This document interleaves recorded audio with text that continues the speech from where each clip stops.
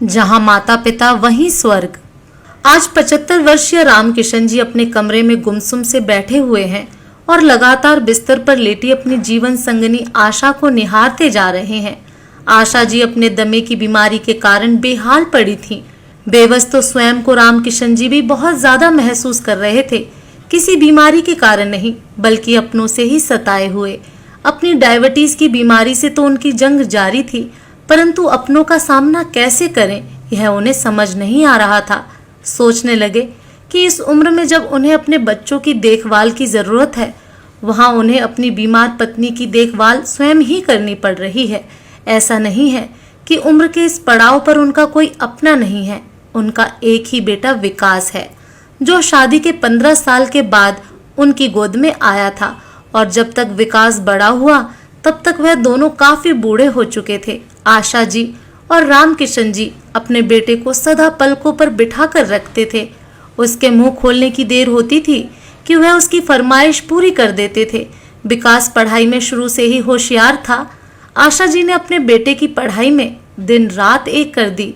विकास के सपने बहुत बड़े थे। रामकिशन जी ने अपने बेटे के बड़े होने पर भी उसकी शिक्षा में कोई कमी नहीं छोड़ी। वह अपनी उच्च शिक्षा के लिए विदेश जाना चाहता था।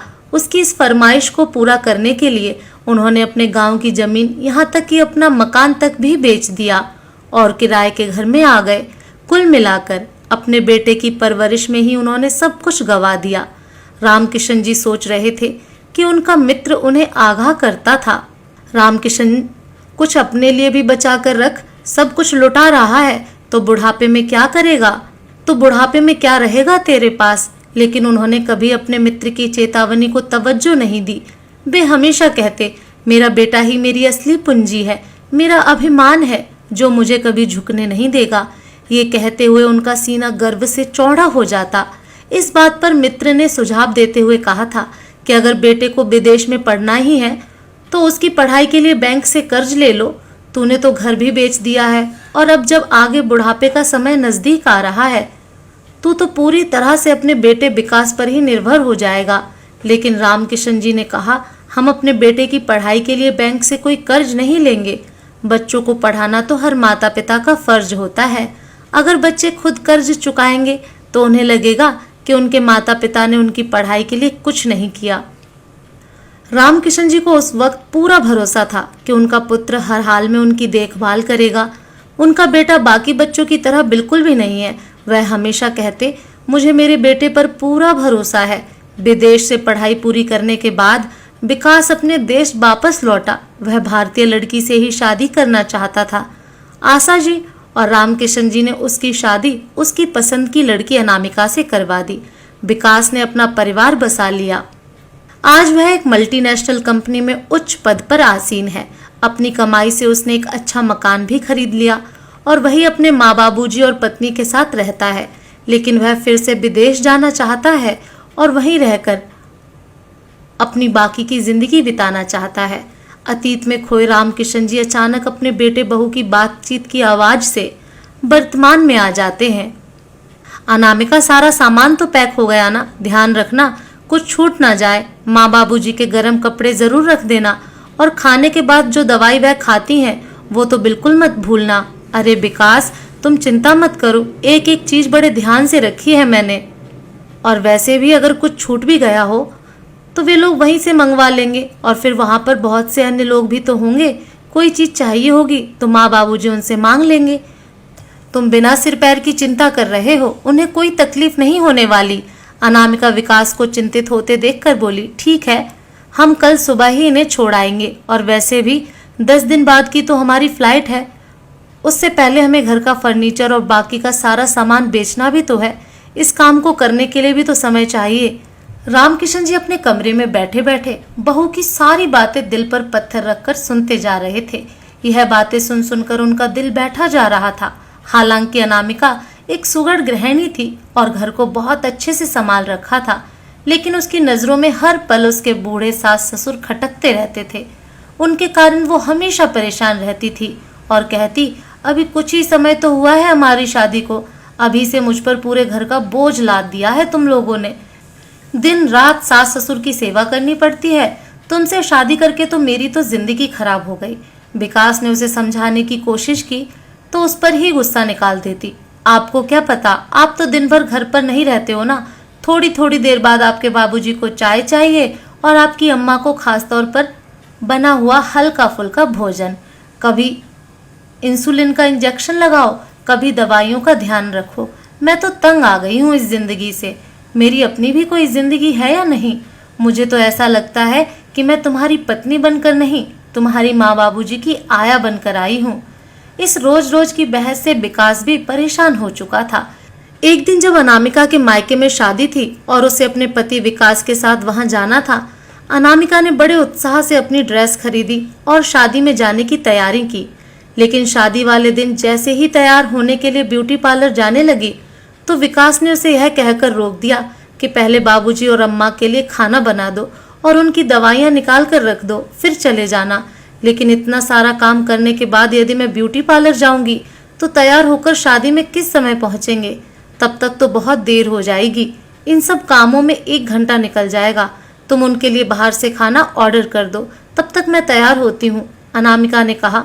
तो विकास बोला, अनामिका, मेरे माँ बाबूजी इस उम्र में बाहर का खाना नहीं खा सकते, तुम्हें पता है, फिर उनकी तबीयत खराब हो जाएगी। हम लोग शादी में थोड़ा देर से चले जाएंगे, कोई फर्क नहीं पड़ता, विकास ने कहा। तो अनामिका तुनक पड़ी, मेरे मायके में शादी है इसलिए तुम्हें कोई उत्साह ही नहीं है। मेरी तो जिंदगी ही खराब हो गई है तुमसे शादी करके। अब किसी शादी में नहीं जाना है मुझे तो लगता है मैं यहाँ तुम्हारी पत्नी बनकर नहीं बल्कि तुम्हारे अम्मा बाबूजी की नर्स बनकर आई हूँ।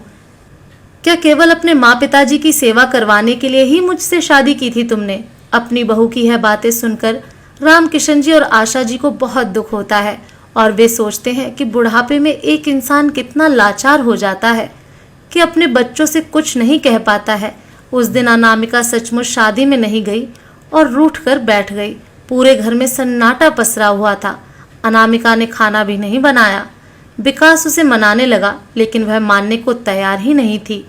तुम अपने माँ बाबूजी को किसी वृद्धाश्रम में क्यों नहीं छोड़ देते हो? वह गुस्से में बोली। तो विकास भड़क गया, यह तुम क्या कह रही हो? मैं ही तो उनका एकमात्र सहारा हूँ। वे लोग बूढ़े हैं, बीमार हैं, लाचार हैं, तुम मुझे उन्हें छोड़ने को कह रही हो? भला कोई बेटा कभी ऐसा भी करता है? यह समाज, पड़ोसी और रिश्तेदार क्या कहेंगे सब लोग? तुम्हें रिश्तेदारों की पड़ी है, इस समाज के लोगों और पड़ोसियों की सोच की बखूबी चिंता है तुम्हें। लेकिन जिससे शादी करके लाए हो, कभी उसके बारे में सोचा है? शादी के बाद हम कहीं घूमने तक नहीं गए, किसी रिश्तेदार के यहाँ नहीं गए। मुझे बताओ, कभी मुझे फिल्म दिखाने भी ले गए हो क्या? जब से आई हूँ बस तुम्हारे माता पिता की सेवा करती जा रही हूँ। बस अब और बर्दाश्त नहीं होता। मुझे उन लोगों से मुक्ति चाहिए, नहीं तो संभालो अपना घर। मैं जा रही हूँ अपने मायके और याद रखना फिर कभी नहीं आऊंगी।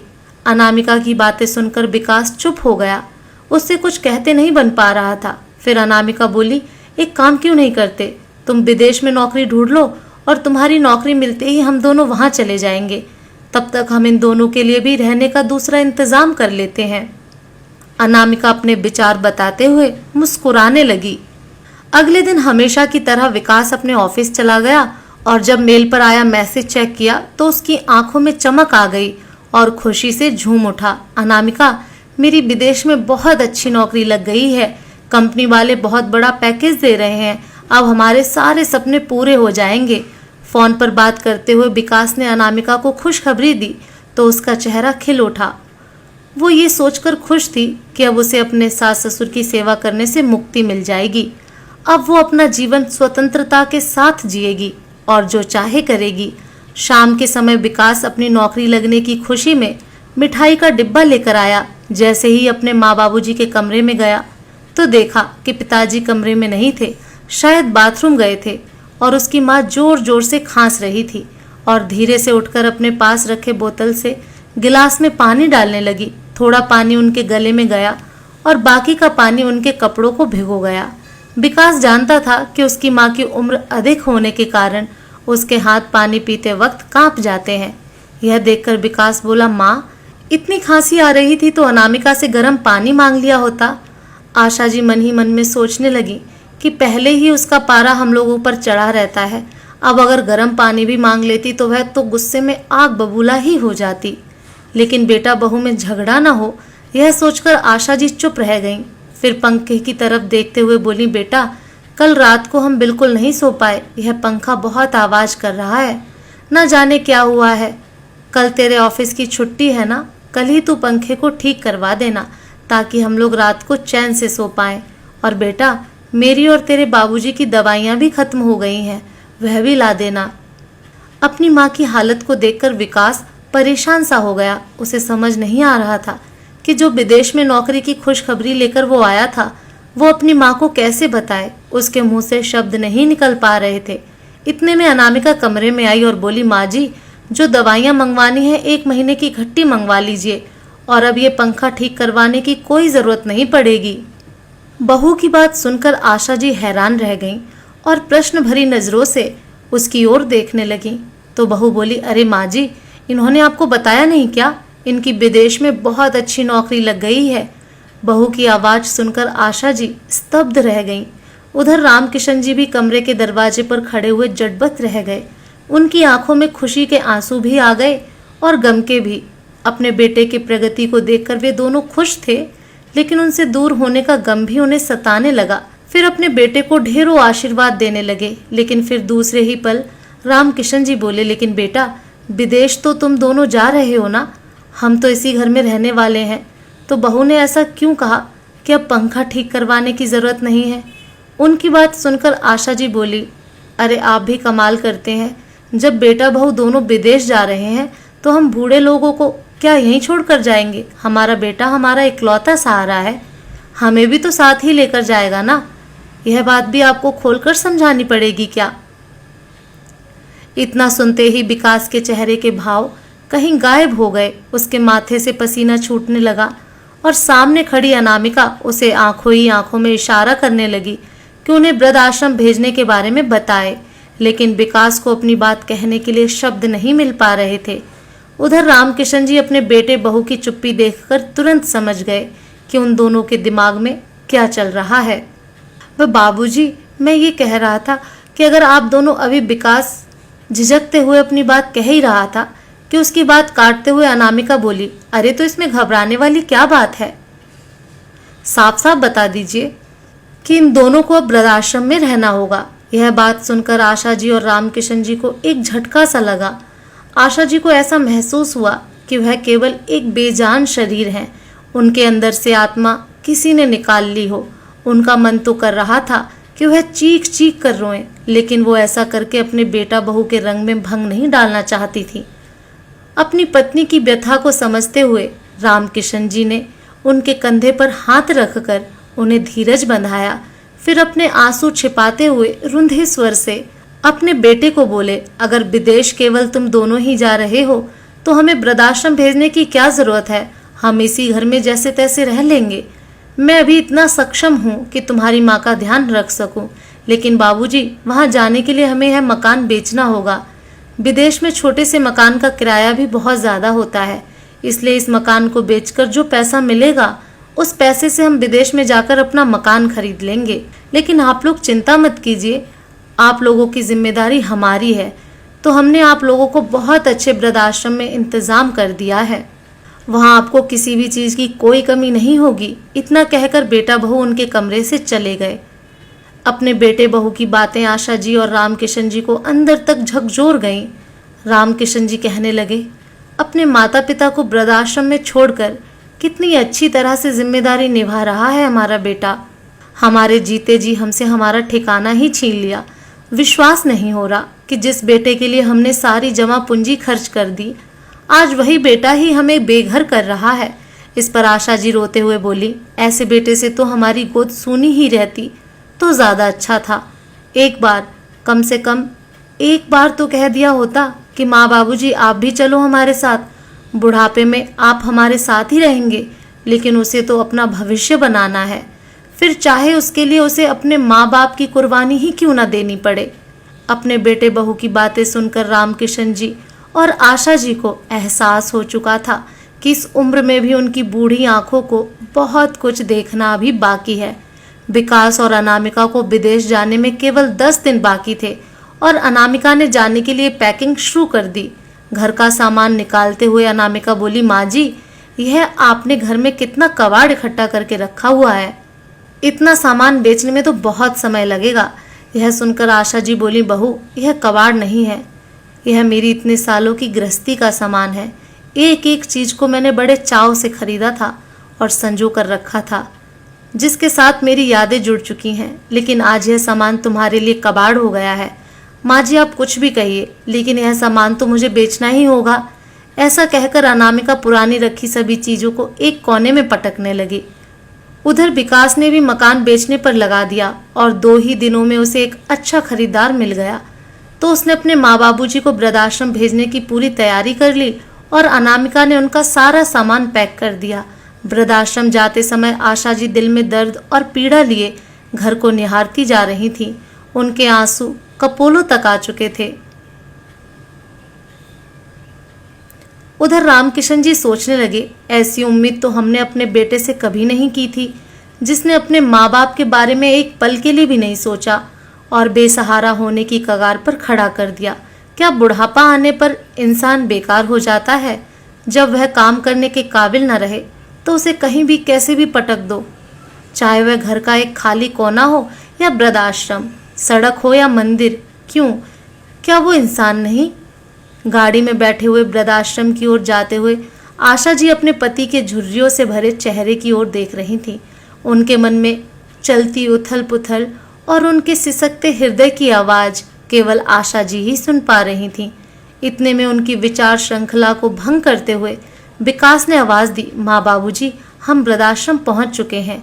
अपनी बेबसी को दिल के किसी कोने में छुपाकर वृद्ध दंपति बिना अपने बेटे बहू की ओर देखे वृद्धाश्रम में चले गए। घर लौटकर विकास मकान बेचने के लिए अलमारी से कागजात निकालने लगा। तभी माँ बाबूजी के कमरे से अनामिका की आवाज आई, अरे सुनिए तो, माँ बाबूजी का यह संदूक तो यहीं रह गया। हद है, बरसों पुराने सामान पर भी ताला जड़कर रखती थी तुम्हारी माँ। ताला तोड़कर देखो तो क्या है इसमें। विकास ने संदूक का ताला तोड़ा और जैसे ही संदूक खोला तो उसकी हैरानी का ठिकाना न रहा। बचपन की सारी घटनाएं उसकी आंखों के सामने घूमने लगी। संदूक के अंदर रखे एक बक्से में उसके छोटे छोटे खिलौने पड़े थे, जिन्हें खरीदने के लिए न जाने कितनी बार उसके पिताजी ने ओवर टाइम किया था। उसे देखकर विकास की आंखों में आंसू भर आए। फिर भी हिम्मत करके कांपते हाथों से उसने जब उस बक्से को संदूक से बाहर निकाला तो दूसरी ओर विकास द्वारा बचपन में बनाई गई एक तस्वीर थी, जिसमें उसने स्वयं को अपने माँ बाबूजी का हाथ थामे हुए दिखाया था। वह याद करने लगा कि इस तस्वीर को बनाते हुए उसने अपने माँ बाबूजी से वादा किया था कि वह इसी तरह उम्र भर उनका हाथ थाम कर रखेगा। आज वह स्वयं को शर्म के कारण जमीन में गड़ा हुआ पा रहा था। सबसे नीचे देखा तो कुछ कागजात पड़े थे। उन्हें खोलकर देखा तो देखता ही रह गया। उसे अपने पैरों के नीचे की जमीन उसे खिसकती हुई प्रतीत हुई। उसके बीते हुए बचपन के सारे दृश्य उसके मानस पटल पर प्रतिबिंबित होने लगे। उसे ऐसा लगा कि जैसे उसकी दिमाग की नसें ही फट जाएंगी। अरे क्या हुआ? होश क्यों उड़ गए? सुनते क्यों नहीं? मैं आपसे बात कर रही हूँ। अनामिका अपने पति के चेहरे के विचित्र भावों को देखकर हैरान थी। आखिर ऐसा क्या हो गया था कि विकास को कुछ सुनाई देना ही बंद हो गया। अनामिका ने विकास के हाथ से वो कागज लिया। उत्सुकतावश वह उन कागजों को पढ़ने लगी, लेकिन उसके हाथ पैर भी सुन्न हो गए। उन पर लिखा था कि आज से 28 साल पहले रामकिशन जी और आशा जी ने विकास को एक अनाथ आश्रम से गोद लिया था। उसकी हैरानी का ठिकाना न रहा। तभी विकास चिल्लाया, मुझसे बहुत बड़ा गुनाह हो गया। लानत है मुझ पर। मेरे जिन माँ बाप ने मेरी सारी खुशियों और इच्छाओं को पूरा करने के लिए अपने जीवन की खुशियों को एक तरफ रख दिया, जीवन के इस पड़ाव पर मैं उन्हें वृद्धाश्रम में छोड़ आया। मैं तो खुद से नजरें मिलाने के काबिल नहीं रहा। ऐसा कहते हुए विकास ने अपने ब्रीफ केस में से फ्लाइट की टिकट निकाली और उनके टुकड़े टुकड़े करके फेंक दिया। फिर उसने प्रॉपर्टी डीलर को फोन लगाकर मकान बेचने की डील को कैंसिल करने के लिए कहा और बोला, जितना हर्जाना होगा मैं भरने के लिए तैयार हूँ, लेकिन अब हमारा मकान नहीं बिकेगा। अनामिका खड़ी हुई बड़ी हैरानी से विकास की बातें सुनती जा रही थी। तभी विकास उसके पास आया और बोला, अगर तुम्हें मेरे माँ बाबूजी का साथ पसंद नहीं है तो जहां तुम्हारा दिल करे तुम जा सकती हो, क्योंकि मैं अपने माँ बाबूजी को वापस लाने के लिए जा रहा हूँ। ऐसा कहते हुए विकास अपनी गाड़ी स्टार्ट करके निकल गया। अनामिका आंखों में आंसू लिए उसे देखती रह गई। तो दोस्तों, आपको ये कहानी कैसी लगी कमेंट करके ज़रूर बताएं। फिर मिलूंगी एक नई कहानी के साथ।